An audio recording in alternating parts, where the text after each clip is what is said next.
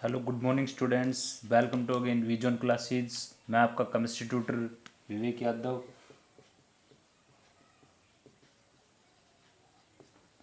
जैसा कि बेटा हमने प्रीवियस जो वीडियो थी उसके अंदर हमने कुछ रिएक्शन डिस्कस कर रहे थे। उस रिएक्शन के अंदर हमने डिस्कस किया था वुड्स रिएक्शन को और हमने डिस्कस किया था फिटिक रिएक्शन को। आज हम जो डिस्कस करने जा रहे हैं वो आपके पास है Wurtz Fittig reaction. Wurtz Fittig reaction, देखो नाम से ही आपके पास ये है वुड्स और फिटिक, मतलब ये जो टाइप की रिएक्शन है ये दो चीज़ों से मिलकर बनी हुई है, वुड्स से और फिटिक से। अब देखो एक बात हम बताते हैं आपको, वुड्स रिएक्शन में आप क्या लेते हो, अल्काइल हैलाइड लेते हो, ठीक है।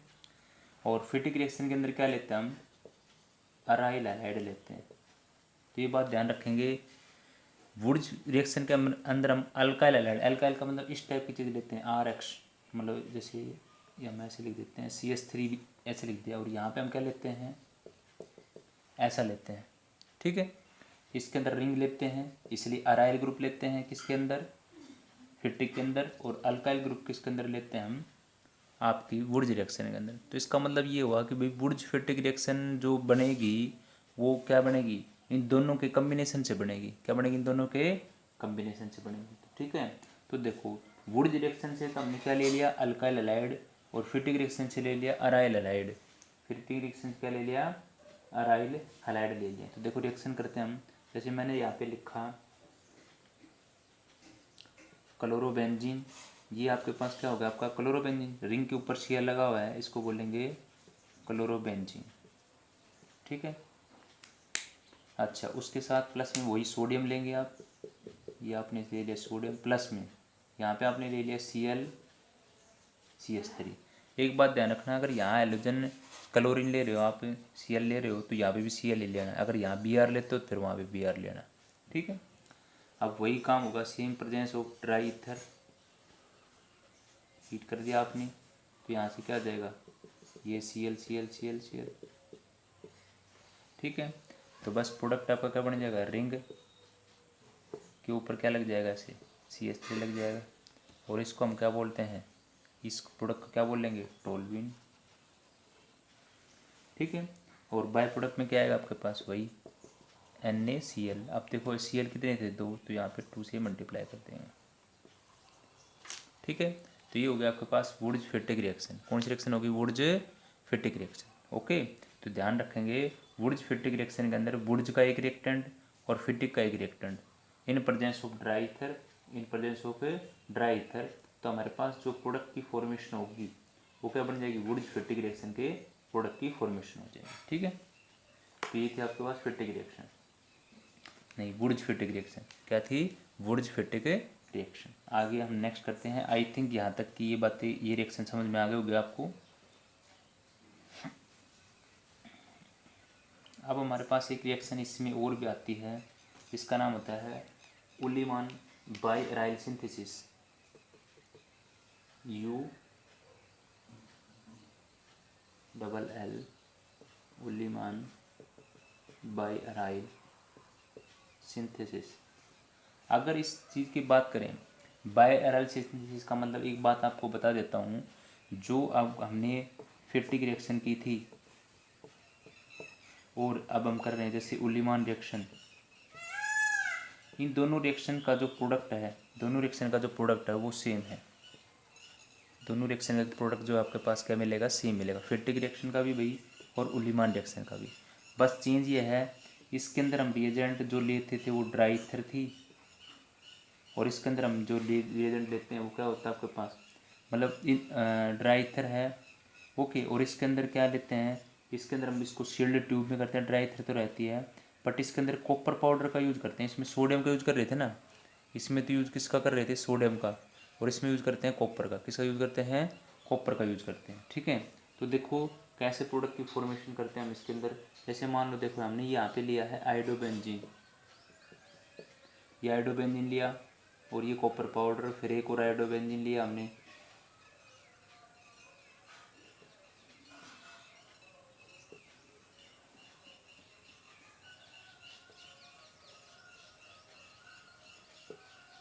ये 2 आयोडोबेंजीन ले लिया आपने, ठीक है, हीट कर दिया, सील्ड ट्यूब, तो यहाँ से अब हम इस पर सेम क्यों बता रहे थे, और ये प्रोडक्ट की फॉर्मेशन हो जाएगी आपके पास। कल ही हमने किया था जैसे फिटिक रिएक्शन के अंदर, जिसको हमने क्या बोला था, डाइफिनाइल, ये बन गया आपके पास, ठीक है, डाइफिनाइल प्लस में बाय प्रोडक्ट के रूप में CuI, अब आई कितने हैं, 2 हैं, तो 2 से मल्टीप्लाई करते हैं, तो यहाँ पे हम यूज करते हैं कॉपर पाउडर का। ये आपके पास होगी आपकी उल्लीमान बाई अराइल सिंथेसिस, जिसमें हम क्या कर रहे हैं, ये आपके पास क्या है, आयोडोबेंजीन, आयोडोबेंजीन को हीट कर रहे हैं किसका प्रेजेंस में, iodobenzene heated presence of copper powder in a sealed tube, तो उसको बोलते हैं उल्लीमान बाई अराइल सिंथेसिस। अब देखो एक चीज़ हम रिकॉल करते हैं भाई, फिटिक रिएक्शन और इसमें क्या फ़र्क है, फिटिक रिएक्शन और इसमें ये फ़र्क था भाई, उसमें क्या लेते थे, जैसे मान लो क्लोरोबेंजीन था और यहाँ पे सोडियम होता था बस, और बायरल उल्लीमान बायरल सिंथेसिस में यहाँ पे कॉपर आता है, तो ये चीज़ ध्यान रखेंगे इसके अंदर, उल्लीमान बायरल सिंथेसिस में कॉपर आता है बेटा, ठीक है। तो ये देखो कुछ छोटी छोटी इक्वेशन हमने डिस्कस की है, एक थी वुड्ज, एक थी फिटिक, एक वुड्ज फिटिक, एक उल्लीमान बाई अराइल सिंथेसिस। तो भाई ध्यान रखना, इसमें अल्काइल हैलाइड लेते हैं बेटा, इसमें अराइल हैलाइड लेते हैं, इसमें एक अराइल एक अल्काइल, और इसमें भी अराइल लेते हैं, इसमें क्या लेते हैं, सिर्फ अराइल लेते हैं, अराइल हैलाइड लेते हैं, ठीक है। बट ध्यान रखना कि इसमें कॉपर पाउडर लेते हैं, और इन सब में सोडियम सोडियम सोडियम, तीनों में ऊपर सब में सोडियम लेते हैं, सब में क्या लेते हैं, सोडियम। चाहे वुड्ज रिएक्शन वाली हो उसमें सोडियम, फिटिक हो उसमें सोडियम, वुड्ज फिटिक हो उसमें भी सोडियम लेंगे in presence of dry ether. सिर्फ उल्लीमान के अंदर क्या लेंगे, कॉपर लेना, आपको क्या लेना है, कॉपर का यूज़ करना है। तो ये हमने रिएक्शन को कंप्लीट कर लिया है। अब हम चलते हैं chemical reaction of hello arenes के बारे में, ठीक है। आई थिंक यहाँ तक की बातें क्लियर हो गई होंगी आपको। चलो हम नेक्स्ट टॉपिक की तरफ चलते हैं।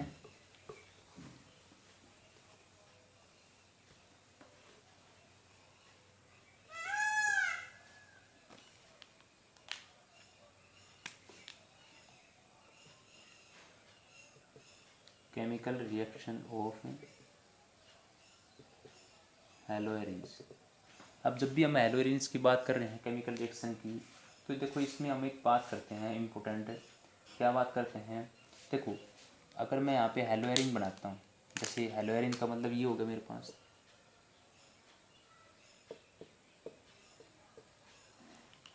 ये है, अगर ये रेजोनेंस इफेक्ट करेगा, कौन सा करेगा, रेजोनेंस इफेक्ट,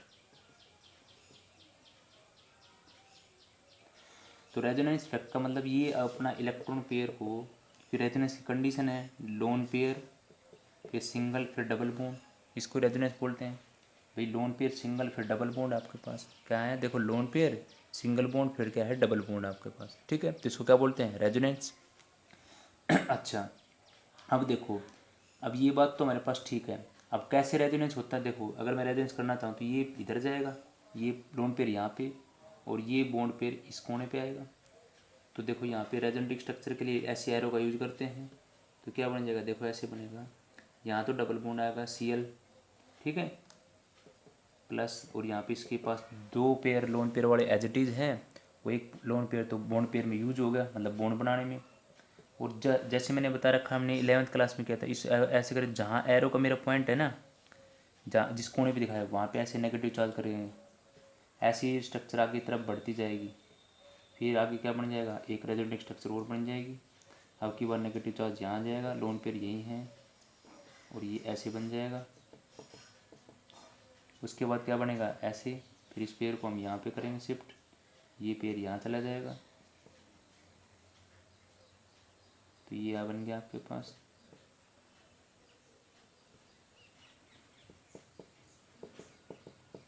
फिर ये करेंगे, फिर यहाँ करेंगे, फिर ओवरऑल क्या बन जाएगी, ये वाली स्ट्रक्चर बन जाएगी। अच्छा, एक आज आपको एक छोटी सी बात बताता हूँ, जैसे हमें ये चेक करना है किसमें कितनी रेजोनेटिक स्ट्रक्चर बनेगी। जैसे ये यहाँ पे तो ये ओवरऑल वही बन जाएगी दोबारा से, ठीक है, इतना यहाँ पे छोड़ देता हूँ इसको, ठीक है। जैसे आपको रेजोनेटिव स्ट्रक्चर बतानी हो तो देखो, जो रिंग है ना उसके अंदर ये ऐसे क्या करो, आप डबल बॉन्ड काउंट कर लिया करो। जैसे इस रिंग के अंदर डबल बॉन्ड कितने हैं, 1 2 3 4 है ना, 3 है। कितने डबल बॉन्ड है, 3 डबल बॉन्ड। तो जितने डबल बॉन्ड होते हैं उसके अंदर एक ऐड कर दो। आपको फाइंड आउट करना है कि बीच में कितनी रेजोनेटिव स्ट्रक्चर बनेगी, तो जितने डबल बॉन्ड है उसमें एक ऐड कर दें। 3 डबल बॉन्ड है, एक ऐड कर दो, कितने बन गए, 3 डबल बॉन्ड है और एक ऐड कर दिया, कितना बन गया, 4। तो देखो 4 ही बन गया, 1 2 3 और 4, 4 रेजोनेटिव स्ट्रक्चर। तो ध्यान रखेंगे जितने डबल बॉन्ड है उसमें एक ऐड कर देंगे, रेजोनेटिव स्ट्रक्चर का पता लग जाएगा। ठीक है, ये एकदम सीधा इजी सा ट्रिक है। अब देखो इसका मतलब ये अभी इस रेजोनेंस इफेक्ट का मतलब मेरे को यहाँ से ये बात पता चला है कि यहाँ पे अगर सीएल है आपके पास, तो इसका मतलब आपका जो नेगेटिव चार्ज है वो यहाँ से यहाँ तक क्या किया है, उसने रोटेट किया है, डिस्पर्ज किया है। और वो नेगेटिव चार्ज कहाँ कहाँ पे आया है, कहाँ कहाँ पे आया है, ऑर्थो पे और पैरा पे।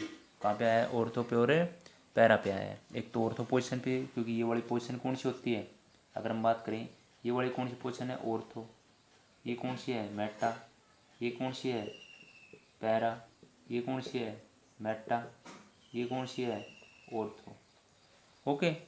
अब एक बात ध्यान रखें, जैसे उस दिन भी मैंने बताया था, जैसे आप ये यहाँ पे खड़े हो ऐसे, तो ये आपका सिर है, तो ये आपके दोनों हैंड है वो काम करेंगे ऑर्थो का, जो आपके घुटने हैं वो काम करेंगे मेटा का, और जो आपके पैर हैं वो किसका काम करेंगे, पैरा का काम करेंगे। ठीक है, तो ये आप मान लो इस पोजीशन पे खड़े हो, तो इस पोजीशन के अकॉर्डिंग मान लो यहाँ हो, तो यहाँ पे आपका सिर है, तो ये क्या हो जाएंगी फिर आपकी ऑर्थो, ये क्या हो जाएंगी फिर मेटा, फिर ये क्या हो जाएगा पैरा। या आप यहाँ खड़े हो तो इसके कोरस्पोंडिंग क्या है, ये दोनों क्या हो गए ऑर्थो, ये आपके घुटने क्या हो गए मेटा, और आपके पैर क्या हो गए पैरा। ठीक है, तो ये पोजीशन का पता लग गया। तो ये हमें इसका रेजोनेंस इफेक्ट को देखा है। ओके।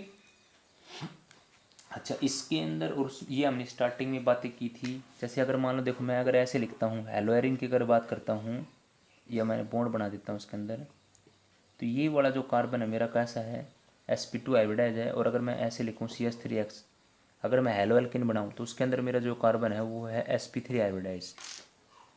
वो क्या है, sp3 हाइब्रिडाइज।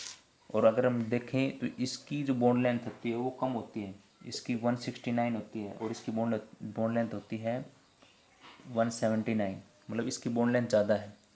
तो ये बॉन्ड इजीली ब्रेक हो सकता है, ये वाला बॉन्ड आसानी से ब्रेक हो सकता है, बट ये आसानी से नॉर्मल कंडीशन पे ब्रेक नहीं होगा।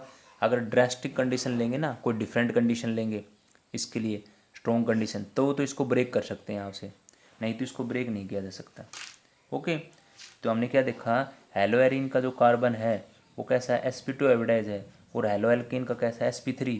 इसकी बॉन्ड लेंथ ज़्यादा है, इसलिए तो ये क्या देता है, ये न्यूक्लियोफिलिक सब्स्टिट्यूशन रिएक्शन देता है, इसलिए ये क्या देता है, न्यूक्लियोफिलिक सब्स्टिट्यूशन रिएक्शन। और रिंग वाले क्या देते हैं, इलेक्ट्रोफिलिक सब्स्टिट्यूशन। ये इलेक्ट्रोफिलिक सब्स्टिट्यूशन रिएक्शन देता है, वो क्या देता है, न्यूक्लियोफिलिक सब्स्टिट्यूशन रिएक्शन देता है। NSR का मतलब है न्यूक्लियोफिलिक सब्स्टिट्यूशन रिएक्शन, और ये क्या देता है, इलेक्ट्रोफिलिक सब्स्टिट्यूशन रिएक्शन, मतलब एक इलेक्ट्रोफाइल को दूसरे इलेक्ट्रोफाइल से सब्स्टिट्यूट करना, तो ये देता है इलेक्ट्रोफिलिक सब्स्टिट्यूशन रिएक्शन। एक दो न्यूक्लियोफिलिक सब्स्टिट्यूशन रिएक्शन देता है, बट वो किस में होती हैं, वो होती हैं ड्रास्टिक कंडीशन में। अभी हम करवाएंगे, जैसे कि मैं प्रोसेस करूँगा डाउ प्रोसेस, उस डाउ प्रोसेस में हम इस सीएल को यहाँ से हटा देंगे, इस सीएल को हम यहाँ से हटा देंगे। ठीक है, तो डाउ प्रोसेस में हम यूज करते हैं ड्रास्टिक कंडीशन, मतलब एक डिफरेंट कंडीशन लेंगे जिससे हम ज़बरदस्ती इसको यहाँ से रिप्लेस कर देंगे। ठीक है, हटा देंगे इसको। तो ये कुछ जनरल बातें हैं इससे रिलेटेड।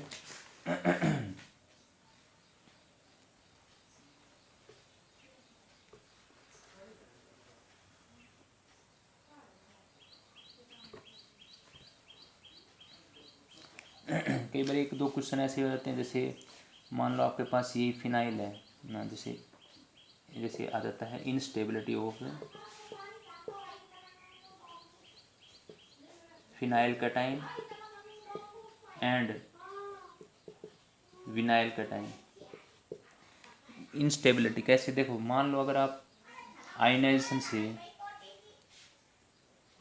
तो यहाँ पे देखे बेटा, ये जैसे मान लो ऐसे सी लगा, और बाई चांस मैं आयनाइजेशन से इस बॉन्ड को अगर ब्रेक कर देता हूँ, तो देखो ऐसे बन जाएगा ये बातें।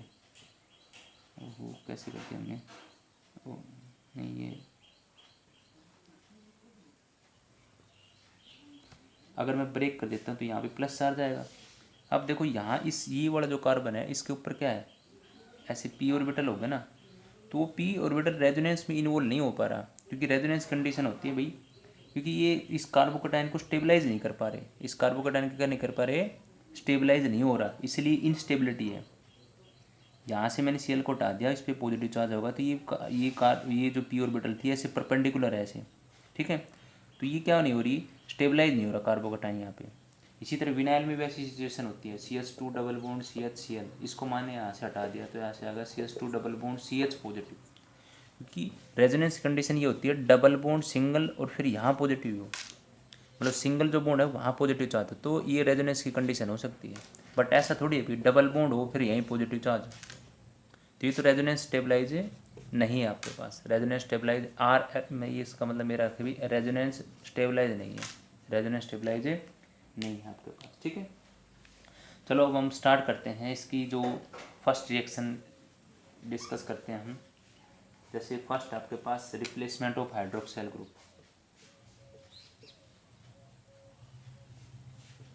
रिप्लेसमेंट बाय हाइड्रोक्साइल ग्रुप, और इस प्रोसेस का नाम है डाउ प्रोसेस, ठीक है। अब देखो इस प्रोसेस में क्या कर रहे हैं हम, जो अपना हैलोजन है उसको हाइड्रोक्साइल ग्रुप से रिप्लेस कर रहे हैं, हाइड्रोक्साइल ग्रुप से क्या कर रहे हैं, रिप्लेस कर रहे हैं। देखो कैसे इक्वेशन है, जैसे ये आपके पास क्या है, क्लोरोबेंजीन है, ये होगा आपके पास क्लोरोबेंजीन, ठीक है। अब हमने क्या लिया, यहाँ पे NaOH लिया है, सोडियम हाइड्रोक्साइड 68%, 68% आपके पास लिया, ये क्या लिया है, sodium hydroxide in the presence of 623 kelvin temperature और 300 एटमॉस्फेरिक प्रेशर, ठीक है। जब ये कंडीशन लेते हैं हम, ये कंडीशन लेते हैं तो आपके पास क्या बनता है, सबसे पहले तो बनता है,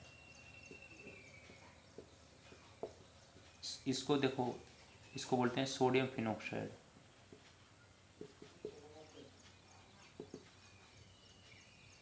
सोडियम फिनॉक्साइड, और फिर हम यहाँ पे लेते हैं डाइल्यूट HCl, तब आपके पास फॉर्मेशन होती है ऐसे OH, और रिंग के ऊपर अगर OH आता है तो इसको बोलते हैं फिनोल, यह भी लिखा जाएगा, दिख नहीं रहा आपको, इधर ले देते हैं, इसको बोलते हैं फिनोल। रिंग के ऊपर अगर OH होता है तो इसको बोलते हैं फिनोल बेटा, ठीक है, रिंग के ऊपर अगर OH होता है तो इसको बोलते हैं फिनोल। अब एक्चुअली इसका मैकेनिज्म कैसे हुआ होगा, अगर हम देखो मैकेनिज्म की बात करते हैं तो देखो सबसे पहले ये था ऐसे, ठीक है, तो आपको पता है ये बेस है OH नेगेटिव, अब OH नेगेटिव सीधा तो अटैक नहीं कर सकता यहाँ पे, OH नेगेटिव आपका वो सीधा ऐसे अटैक नहीं करेगा यहाँ पे, वो क्या करेगा, इस पोजीशन पे अटैक करेगा, मतलब इस हाइड्रोजन को लेगा, किसको लेगा, इस हाइड्रोजन, क्योंकि यहाँ पे सब जगह पे हाइड्रोजन है ना, सब जगह पे क्या है, हाइड्रोजन है, तो हमने क्या किया, ये वाला हाइड्रोजन इसने लिया तो -H2 हो गया, -H2 हो गया, और जैसे इस H को लेगा तो इसने इस पेयर को यहाँ पे शिफ्ट किया, क्योंकि आप देखो अगर हम देखना चाहूँ मैं, तो जैसे इसने OH ने इस H को लिया तो ये वाला पेयर यहाँ शिफ्ट हो गया, और यहाँ से क्या हट गया आपका, Cl हट गया, तो देखो ये चीज़ ऐसे बन गई, ये बॉन्ड और एक बॉन्ड अंदर था, और एक ही हाइड्रोजन, ये देखो यहाँ पे ये वाला बॉन्ड यहाँ शिफ्ट हुआ है ना ऐसे, तो यहाँ एक बॉन्ड और बन गया, ये सिचुएशन बनी इस टाइप से, और इसको बोलते हैं बेंजाइन,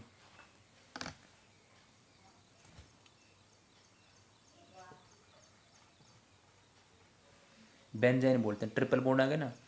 अब आपके पास क्या होता है, अब आपके पास जो आपका OH मान लो इसके अंदर अगर ऐसे दिखाते हैं हम, ये फिर यहाँ अटैक करता है और ये पेड़ यहाँ जाता है, अब यहाँ जाता है OH आपका, तो देखो सबसे पहले क्या हुआ, इस OH ने इस H को ले लिया, इस OH ने इसे H को ले लिया, तो ये पेड़ यहाँ गया और यहाँ से Cl बाहर चला गया, ठीक है, इस OH ने इस H को ले लिया, इस OH ने इसको ले लिया, H को ले लिया, तो H2 बाहर चला गया, तो ये पेड़ यहाँ शिफ्ट हुआ, तो यहाँ पे बन गया बेंजाइन, और इसी पोजीशन पे ही आपका इसी पोजीशन पे ही आपका क्या अटैक करता है, आपका OH अटैक करता है। तो हम इसको थोड़ा ऐसे दिखा देते हैं, क्योंकि इसके साथ NaOH था ना, तो जैसे इसी पोजीशन पर अटैक करेगा ये, तो ये ऐसे बन जाता है OH। वैसे तो हमारे पास वैसे यहीं पे हो सकता है, रिएक्शन को पूरा करने के लिए करते हैं, तो क्योंकि जैसे OH आता है यहाँ पे, ये आपके पास अटैक हो गया, तो ये नेगेटिव था, और यहाँ पे Na कौन सा पॉजिटिव वाले की बात कर रहे हैं हम, Na पॉजिटिव कौन सी वाले की बात कर रहे हैं, ये तो रिएक्शन को पूरा करने के लिए लिया गया है डाइल्यूट HCl। ठीक है, कि भाई स्टार्टिंग कंडीशन में सीधा ऐसे नहीं होता, स्टार्टिंग कंडीशन के अंदर डायरेक्ट ऐसा नहीं हुआ है, डायरेक्ट आपके पास पहले एक बार सोडियम फिनॉक्साइड बनाया फिर ये बनाया। तो या हम इसको ऐसी चीज़ समझ सकते हैं, क्योंकि हमने यहाँ पे दोनों कंडीशन एक साथ ले ली। देखो यहाँ पे ये NaOH भी ले लिया, फिर रिएक्शन को पूरा करने के लिए डाइल्यूट HCl भी ले लिया, तो हमारे पास प्रोडक्ट की फॉर्मेशन होगी ये वाली। ठीक है, तो इसमें क्या किया, सबसे पहले इस OH ने इस H को लिया, तो यहाँ पे बेंजेन बना, फिर बेंजेन पे यहाँ पे अटैक किया, और इधर ही ऐसे करेंगे S पे। देखो यहाँ पे एक्चुअली होगा क्या, जैसे मान लो आपका ऊपर OH वाला सिस्टम हो गया, तो यहाँ पे देखो ऐसे आएगा, ये हो गया ऐसे, OH तो आपका यहाँ पे आ गया, और यहाँ पे ऐसे इस पेयर ने इधर किया तो ऐसे नेगेटिव चार्ज आएगा, और इस नेगेटिव के पास कौन आएगा, वही H आ जाएगा। कौन आ जाएगा, H। ये जो यहाँ पे नेगेटिव पेयर आएगा, इस नेगेटिव के पास कौन सा आएगा, ये H। वो H कहाँ से आया, आप इससे ले लो, आप डाइल्यूट HCl से ले लो, क्योंकि H एसिड क्या देता है, H देता है ना। डाइल्यूट HCl लोगे यहाँ पे, तो एसिड क्या देगा, H देगा, तो भाई वो H आपका यहाँ आ जाएगा, H कहाँ आ जाएगा, यहाँ पे आ जाएगा। ठीक है, तो प्रोडक्ट की फॉर्मेशन हो जाएगी। तो ये था डाउ प्रोसेस। क्या था, डाउ प्रोसेस आपको। तो डाउ प्रोसेस में एक बात ध्यान रखना, आपके पास हम क्या कर देते हैं, इस Cl को हटा के क्या कर देते हैं, OH लगा देते हैं, और ये एक ड्रास्टिक कंडीशन ली है 623 केल्विन और 300 एटमॉस्फेरिक प्रेशर, और यहाँ से जो आपके पास है एक से रिएक्शन के अंदर ये आपने लिया है। ओके, और NaOH का हमने हमारे पास 2 बार यूज हो रहा है ना यहाँ पे, देखो एक बार NaOH यहाँ यूज हो रहा है, एक बार यहाँ यूज हो गया, इसके लिए मतलब हमने 2 मोल ऑफ NaOH लिया है। क्या लिया है, 2 मोल ऑफ NaOH का यूज किया है, 2 मोल ऑफ NaOH का क्या लिया है, यूज किया है। ओके, तो ये ध्यान रखेंगे, और यहाँ से आउट होगा -H2 -HCl -NaCl, और एक यहाँ से आ जाएगा NaCl। ठीक है, ये NaCl लिखा मैंने। अगर मैकेनिज्म को आप रुको मैं एक बार और कर देते, जैसे ये तो मेन इक्वेशन होगी ना हमारे पास, क्लोरोबेंजीन, फिर NaOH यूज किया, तो सोडियम फिनॉक्साइड, देखो यहाँ पे H होता है, फिनोल होता है, और ये सोडियम फिनॉक्साइड है, इस O पे नेगेटिव और Na पे पॉजिटिव, तो इसको सोडियम फिनॉक्साइड बोलते हैं। सोडियम क्या बोलते हैं, फिनॉक्साइड। और डाइल्यूट HCl लिया हमने, तो ये प्रोडक्टिव। डाइल्यूट HCl ने बस यही काम किया है, ये तो था, ये Cl के साथ कौन चला गया, Na, और O के साथ कौन आ गया, ये H आ गया आपके पास। ठीक है, और ये आपका मैकेनिज्म हो जाएगा, ये वाला जो मैंने दिखा रखा है ऐसे। तो ये मेरे पास पहली कंडीशन है, सेकंड कंडीशन में डाइल्यूट HCl लिया है, तो ये मेरे पास प्रोडक्ट की फॉर्मेशन होगी। ठीक है, क्योंकि ये जो H आया है, ये जो H आया है, ये कहाँ दिया, ये इसने दे दिया। ओके, तो ये था आपके पास डाउ प्रोसेस। तो ये हो गया आपके पास। अब इस इक्वेशन को एक छोटे रूप में बताता हूँ आपको, जैसे मान लो इस इक्वेशन को आप स्मॉल रूप में कैसे लिख सकते हो, इतना काम करने की जरूरत नहीं है, आपको सिर्फ माइंड के अंदर याद रखना है कि भाई क्लोरोबेंजीन अगर आप लेते हो, और इन द प्रेजेंस में क्या होता है, पहली कंडीशन में 6 से 8% 6 से 8% NaOH ले लिया आपने, फिर क्या ले लिया, 623 केल्विन से 300 एटमॉस्फेरिक ATM प्रेशर ले लिया आपने। सेकंड कंडीशन में डाइल्यूट HCl ले लिया, तो भाई आपका प्रोडक्ट बन गया आपके पास, यहाँ पे OH आ गया, यहाँ पे क्या आ गया, OH। तो ये याद रखना है, डाउ प्रोसेस में ये है कि भाई 6 से 8% NaOH लेते हैं, 623 केल्विन से 300 एटमॉस्फेरिक प्रेशर लेते हैं, और डाइल्यूट HCl लेते हैं, तो क्लोरोबेंजीन से क्या बन जाता है, फिनोल बन जाता है। क्लोरोबेंजीन से क्या बन जाता है, फिनोल। किसमें, डाउ प्रोसेस में। किसमें, डाउ प्रोसेस में। ठीक है, अच्छा, अब अभी हमने देखो ये डाउ प्रोसेस हो गया। अभी मैंने अभी आपको बताया था कि ये ग्रुप अगर इलेक्ट्रॉन पेयर रिंग में देता है, अगर ये क्लोरीन आपके इलेक्ट्रॉन पेयर, ये Cl जो लगा हुआ था, ये अपना इलेक्ट्रॉन पेयर रिंग में देगा, तो नेगेटिव चार्ज कहाँ रहा था, यहाँ, यहाँ और यहाँ, तो इसका मतलब ऑर्थो पैरा पे आ रहा था। कहाँ पे आ रहा था, ऑर्थो पैरा पे। अगर इस ऑर्थो पैरा पोजिशन पे, ये ऑर्थो और पैरा पोजिशन पे अगर हम इलेक्ट्रॉन विड्रॉइंग ग्रुप लगा दें, इलेक्ट्रॉन विड्रॉइंग ग्रुप मतलब जो इलेक्ट्रॉन को खींचने वाले हों, कौन कौन है, जैसे NO2 CN COH CH2, ये सब क्या है, इलेक्ट्रॉन विड्रॉइंग ग्रुप है। इलेक्ट्रॉन विड्रॉइंग ग्रुप कौन होते हैं? जो इलेक्ट्रॉन पेयर को अपनी तरफ खींचते हैं।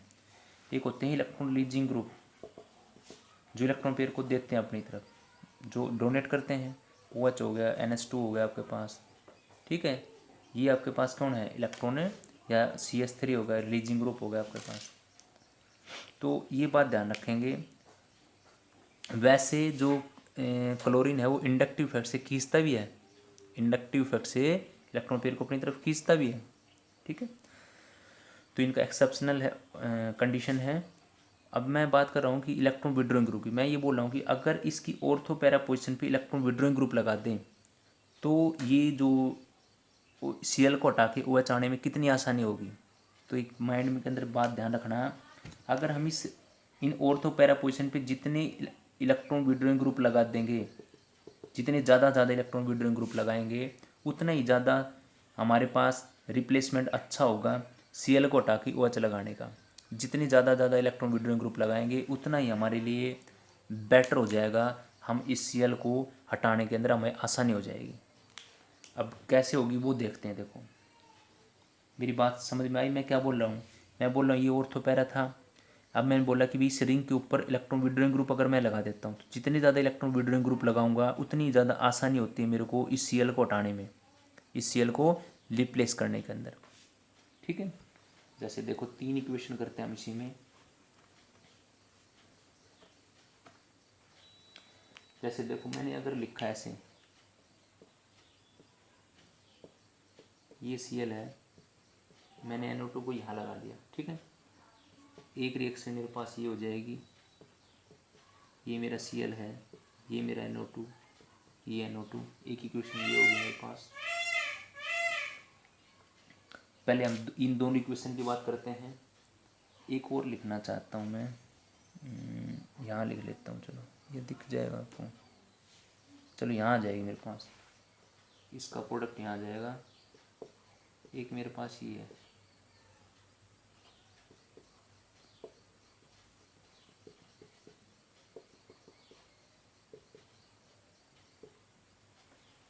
ये 3 मैंने रिएक्टेंट लिखे हैं।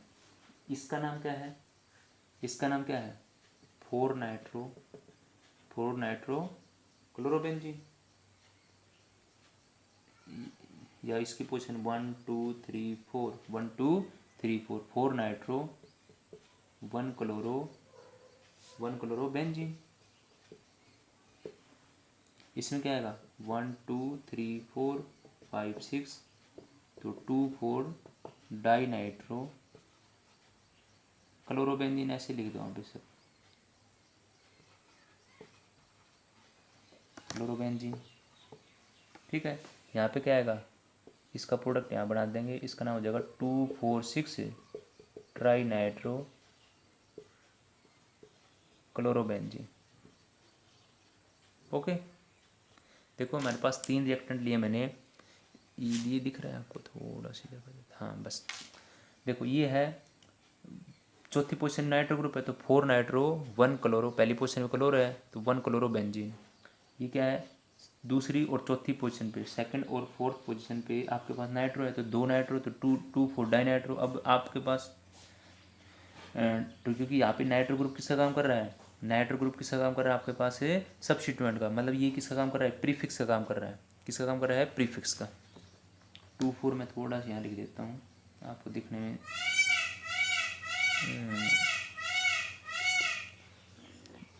थोड़ा सा हम इधर करके दिखा देते हैं आपको, ठीक है।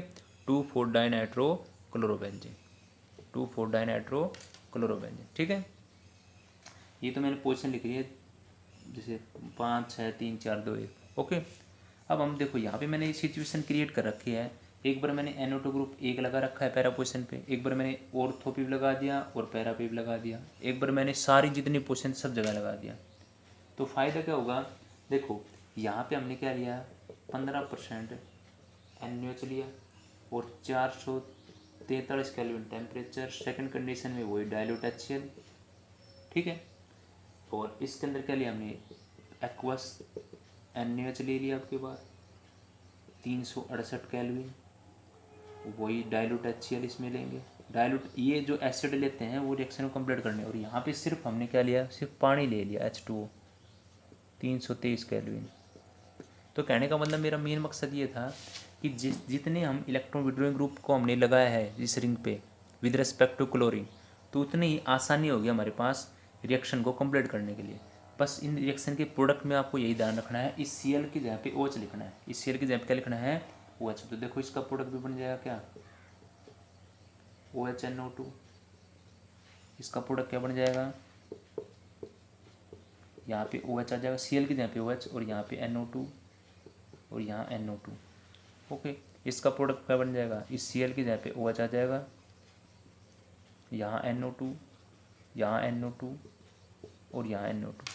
ठीक है, और इनके नाम आप कर लोगे ना, जैसे इसके रिस्पेक्ट करेंगे वन, जैसे मान लो 2 3 4 5 6 1 2 3 4 5 6, तो भाई वही 2,4 डाइनाइट्रो, और रिंग के ऊपर OH होता है तो इसको फिनोल बोलते हैं। क्या बोलते हैं उसको, फिनोल। तो 2,4 डाइनाइट्रो फिनोल, इसका नाम क्या हो जाएगा, 2 3 4 5 और 6 1 2,4,6 ट्राइनाइट्रोफिनोल, 2,4,6 ट्राइनाइट्रोफिनोल। इसका नाम क्या हो जाएगा भाई, अब देखो इसके रेस्पेक्ट में किस पोजीशन पे है, ये पैरा पोजीशन पे। देखो इस OH के रूप रेस्पेक्ट में, जैसे ये दोनों तो ऑर्थो होगी, ये दोनों मेटा पोजीशन होगी, ये पैरा पोजीशन होगी। ठीक है, तो ये क्या हो जाएगा आपके पास, 4 नाइट्रोफिनोल, 4 नाइट्रोफिनोल, 4 नाइट्रोफिनोल हो गया आपके पास। ठीक है, तो जैसे जैसे देखो हमने कंडीशन में देखो यहाँ पे 323 केल्विन टेम्परेचर है, सिर्फ वाटर का ही जरूरत पड़ी, हमें NaOH की जरूरत नहीं पड़ी। तो इसका मतलब इतनी जल्दी कैसे हुआ, क्योंकि यहाँ पे हमने 3 इलेक्ट्रॉन विड्रॉइंग ग्रुप लगा दिए थे, 3 इलेक्ट्रॉन विड्रॉइंग ग्रुप यहाँ पे लगा दिए थे। और सिर्फ कहाँ लगाए हैं, ऑर्थ और पैरा पोजिशन की बात कर रहे हैं हम। यहाँ पे सिर्फ एक पैरा पे था, यहाँ पे ऑर्थ और पैरा पे होगा, यहाँ पे दोनों ऑर्थ और एक पैरा पे भी लगा दिया मैंने। ठीक है, तो हमारे पास आसानी होगी Cl को OH में रिप्लेस करने के लिए। ओके, तो ये था हमारे पास डाउ प्रोसेस में आप सिर्फ क्लोरोबेंजीन होता है, अगर और फर्दर रिएक्शन करते हैं तो हमें इलेक्ट्रॉन विड्रॉइंग ग्रुप लगा दिए इसके अंदर। ये कंडीशन इसमें 15% NaOH था, इसमें एक्वस NaOH है, डायल्यूट HCl सब, मतलब उसके अंदर तो डायल्यूट HCl की जरूरत नहीं है, हो जाएगा आपके पास। ओके, तो इसका मेन मकसद ये था हमारे पास। तो ये क्वेश्चन हो गया आपके पास। अब देखो यहाँ पे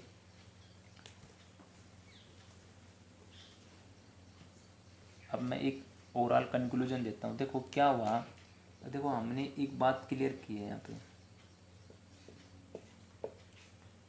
यहाँ पे Cl अगर NO2 यहाँ लग रहा हो, यहाँ लग रहा हो,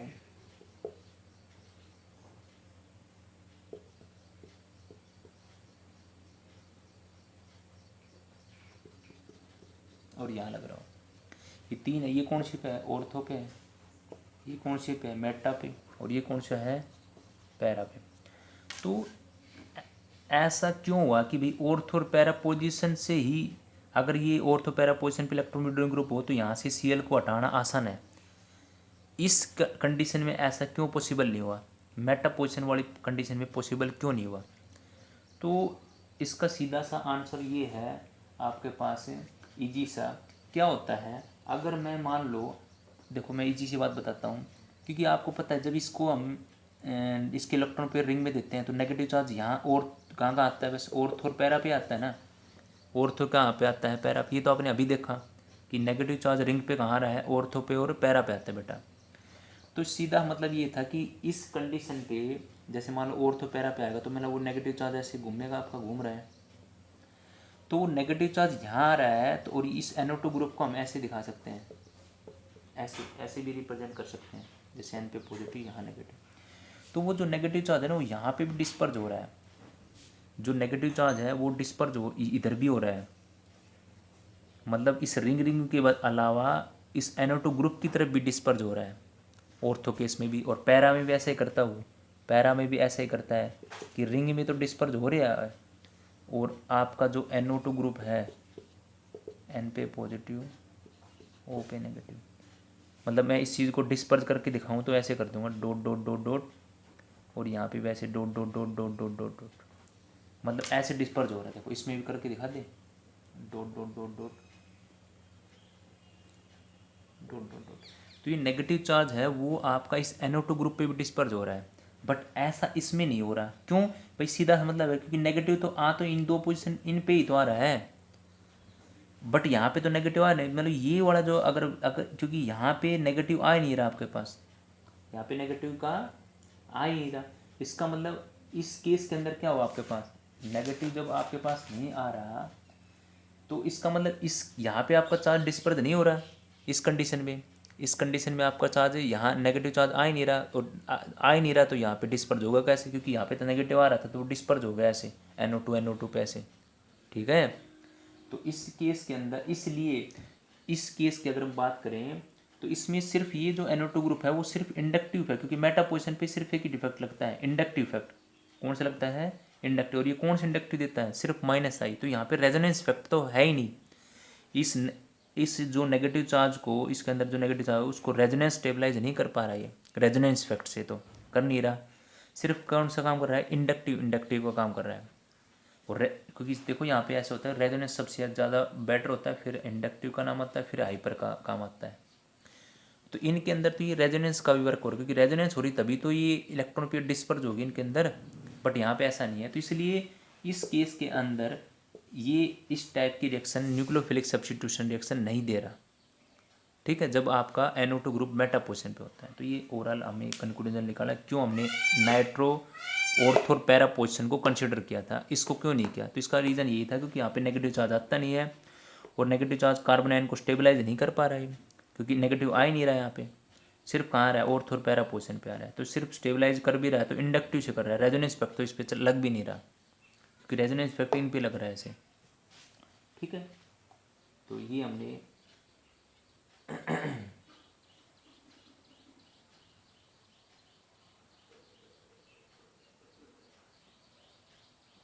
तो ये बात ध्यान रखेंगे आप। तो ये हमने कर लिया। तो इसका कंक्लूजन ये था भाई, इसमें कार्बोनाइन स्टेबलाइज हो रहा है, इसमें कार्बोनाइन स्टेबलाइज हो रहा है, इसमें कार्बोनाइन स्टेबलाइज नहीं होता, मतलब रेजोनेंस फैक्टर नहीं है, सिर्फ इंडक्टिव से स्टेबलाइज। अच्छा, अगर आपसे मान लो इनमें ये पूछ ले इन दोनों में से कौन रिएक्टिव ज़्यादा है, इसमें और इसमें,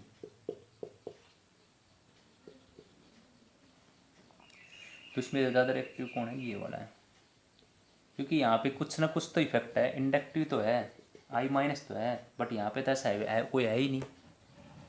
इंडक्टिव तो है, कुछ ना कुछ तो है, I- इंडक्टिव इफेक्ट है, बट यहाँ पे नहीं। तो इसका मतलब अगर रिएक्टिविटी की बात करें न्यूक्लियोफिलिक सब्स्टिट्यूशन में, तो इसके कंपेरिजन ये रिएक्टिव तो है, ये वाला ज़्यादा रिएक्टिव कंपेरिजन टू क्लोरोबेंजीन के, क्योंकि यहाँ पे तो कुछ है ही नहीं इसके अंदर तो। ओके, अच्छा, अब हम इसमें जो बिल्कुल आसान इक्वेशन है वो करते हैं। जैसे ये आपके पास है ESR, electrophilic substitution reaction, electrophilic substitution reaction, electrophilic substitution reaction. ये देखो, ये इक्वेशन बिल्कुल आसान है। इसमें हम जो इक्वेशन पढ़ेंगे वो कौन कौन आएंगे? हैलोजनेशन, नाइट्रेशन, और ये सल्फोनेशन। ठीक है, तो भाई हैलोजनेशन के अंदर क्या लगाना है? हैलोजन लगाना है। नाइट्रेशन पे रिंग पे क्या लगाना है? NO2। सल्फोनेशन में रिंग पे क्या लगाना है? SO3H। इसमें रिंग पे क्या लगाना है? हैलोजन। तो ये बात ध्यान रखना आप भाई, हैलोजनेशन रिएक्शन में रिंग पे क्या लगाएंगे? हैलोजन लगाएंगे। नाइट्रेशन में NO2, सल्फोनेशन में SO3H। फिडल क्राफ्ट अल्काइलेशन में अल्काइल ग्रुप CH3, मतलब alkyl group. Friedel Crafts acylation में क्या लगाएंगे? Acyl group. ठीक है, ये इक्वेशन हमने उसमें भी की थी, 11th क्लास में भी की थी, कि भाई हैलोजनेशन में हैलोजन लगाते हैं, नाइट्रेशन में। मैंने इनका 11th क्लास में विद मैकेनिज्म भी करवाया था। अब यहाँ पे हम मैकेनिज्म नहीं करवाएंगे, क्योंकि मैकेनिज्म हम आपको ऑलरेडी 11th क्लास में सिखा चुके हैं, तो यहाँ पे मैकेनिज्म सीखने की कोई ज़रूरत नहीं है। हैलोजनेशन में हैलोजन लगाते हैं, ये माइंड में ध्यान रखना। नाइट्रेशन में NO2, सल्फोनेशन में SO3H group, Friedel Crafts alkylation में alkyl group, Friedel Crafts acylation में असाइल ग्रुप लगाते हैं। ठीक है, अब देखो मैं इक्वेशन करता हूँ। जैसे देखो पहली करवाता हूँ आपको। जैसे मैंने लिखा, ये आपके पास क्लोरोबेंजीन हो गया, प्लस में यहाँ पे Cl2, प्लस में क्या होगा यहाँ पे, और यहाँ पे क्या लेते हो आप, जैसे अनहाइड्रस FeCl3। यहाँ पे क्या ले सकते हो आप, देखो ये FeCl3 भी ले सकते हो आप, या क्या ले सकते हो AlCl3 ले सकते हो। ये किसका काम करते हैं, लेविस एसिड का, किसका काम करते हैं, लेविस एसिड का काम करते हैं। तो भाई यहाँ पे एलोजन दिखे तो इसका अंदर क्या करोगे, एलोजनेशन के अंदर क्या हो जाएगा, रिंग के ऊपर एलोजन। और ध्यान देना इसमें जो प्रोडक्ट बनेंगे उसमें आने वाला, क्योंकि यहाँ से इलेक्ट्रोफाइल बनेगा और आने वाला इलेक्ट्रोफाइल का आएगा वो कहाँ पे आएगा, ऑर्थो रे पैरा पोजिशन पे, ऑर्थो रे पैरा पोजिशन। तो भाई इसके रेस्पेक्ट में एक ऑर्थो पोजिशन ये होगी और इसके रेस्पेक्ट में एक ये होगा। तो भाई आने वाला जो इलेक्ट्रोफाइल एक बार ऑर्थो पे एक बार पैरा पे, तो इसका नाम तो क्या हो जाएगा 1,2 डाइक्लोरोबेंजीन, 1,2 डाइक्लोरोबेंजीन। इसका नाम क्या हो जाएगा 1 2 3 4 1,4 डाइक्लोरोबेंजीन, 1,4 डाइक्लोरो, ये तो 1,4 डाइक्लोरोबेंजीन हो गया। और ये क्या हो गया आपके पास 1,2 डाइक्लोरोबेंजीन, 1,2 डाइक्लोरोबेंजीन हो गया आपके पास। ठीक है, तो भाई एलोजनेशन में एलोजन लगाना है। अगर यहाँ पे Br2 दे देता, यहाँ पे Br2 दे देता आपसे, यहाँ पे Br2 साथ FeBr3 देगा, फिर यहाँ पे FeBr3। ठीक है, तो फिर Br एलोजन Br लगा देना आप। ठीक है, तो हेलोजनेशन रिएक्शन में एलोजन लगाते हैं कहाँ पे, ऑर्थो रे पैरा पोजिशन पे। ओके, तो चलो आज के लिए, अब फिर ज़्यादा बड़ी वीडियो हो जाएगी ये। आप सिर्फ ये इलेक्ट्रोफिलिक सब्स्टिट्यूशन की जो और रिएक्शन है वो हम नेक्स्ट जब टाइम करेंगे तब वहाँ कर लेंगे, इनको सारे एक साथ ही कर लेंगे। आप यहाँ तक का कंप्लीट कर लेना जो हमने पीछे करवाया है, सारी बातें आप में। डाउ प्रोसेस आज मेन, एक तो डाउ प्रोसेस आया, डाउ प्रोसेस में Cl को उठा के OH करना है। ध्यान रखेंगे डाउ प्रोसेस में क्या करते थे, Cl को उठा के करते थे OH करना आपको, बस ये बात ध्यान रखना। इलेक्ट्रॉन विड्रॉइंग ग्रुप लग जाते हैं तो आपको आसानी हो जाती है। ओके, और भाई वुर्ज फिट्टिकी वगैरह उलीमान रिएक्शन में ये सारी बातें मैंने बता दी हैं, तो इसको कंप्लीट कर लेना। Thank you.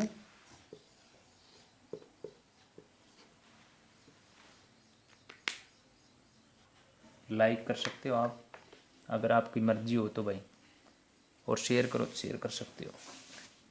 Thank you.